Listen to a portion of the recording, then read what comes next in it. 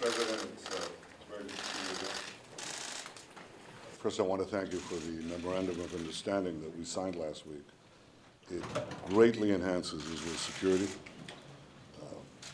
It fortifies the principle that you've enunciated many times, that Israel should be able to defend itself by itself against any threat. Secondly, I want to thank you for the extensive security and intelligence cooperation between our two countries. I don't think people at large understand the breadth and depth of this cooperation, but I know it, and I want to thank you on behalf of all the people of Israel. Third, I want to thank you for the many meetings we've had in which we discussed how to confront common challenges and how to seize common opportunities. The greatest challenge is, of course, the unremitting fanaticism.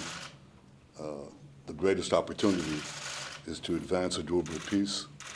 That's a goal that I and the people of Israel will never give up on. We've been fortunate that in pursuing these two tasks, Israel has no greater friend than the United States of America, and America has no greater friend than Israel. Our alliance has grown decade after decade through successive presidents, a bipartisan Congress, and the overwhelming support of the American people. It's an unbreakable bond based on common values, buttressed by common interest, and bound by a shared destiny. And I want to thank you, Mr. President, for the opportunity to once again discuss how we can shape that destiny together. And I'd like to add, if I may, one final point. As you conclude your presidency, I know you're going to be busy with many, many things, much more than improving what I hear is a terrific golf game. Your voice, your influential voice, will be heard for many decades.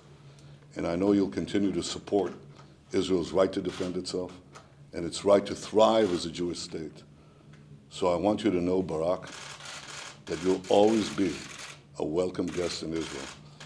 And by the way, I don't play golf, but right next to my home in Caesarea in Israel, there's a terrific golf course.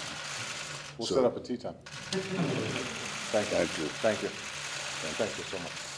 Well, it's good to once again welcome Prime Minister Netanyahu and his delegation here. I want to start by just sending a message that all of the American people, my entire administration, and me personally are thinking about Shimon Peres, a great friend, a hero and giant in the history of Israel, and we are hopeful that he will have a speedy recovery. I've always joked whenever I've seen Shimon that I wanted to see what he ate and what he did, because he's always looked so good. I know this has been a challenging time for him and his family, but I want to make sure that I relay my gratitude to him for his friendship and his leadership in helping to forge a strong U.S.-Israeli bond. As Prime Minister Netanyahu mentioned, the bond between the United States and Israel is unbreakable. It is based on common values, family ties, a recognition that a Jewish state of Israel is one of our most important allies, and a guiding principle throughout my presidency, one that I've expressed often to the Prime Minister, is that it is important for America's national security to ensure that we have a safe and secure Israel, one that can defend itself. And so the memorandum of understanding that we recently signed, I think, is indicative of that. What it does is provide an assurance and a foundation for the kinds of ongoing military and intelligence cooperation that has been the hallmark of our relationship. It allows, I think, Israeli planners the kind of certainty in a moment where there's enormous uncertainty in the region. It is a very difficult and dangerous time in the Middle East, and we want to make sure that Israel has the full capabilities it needs in order to keep the Israeli people safe and secure.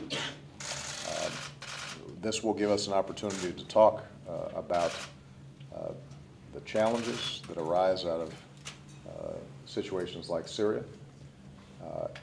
I'll also be interested in hearing from the Prime Minister his assessment of conditions within Israel and in the West Bank. Obviously, our hearts go out to those who've been injured, both Israeli and Palestinian. Clearly, there is great danger of not just terrorism, but also flare-ups of violence. We do have concerns around settlement activity as well.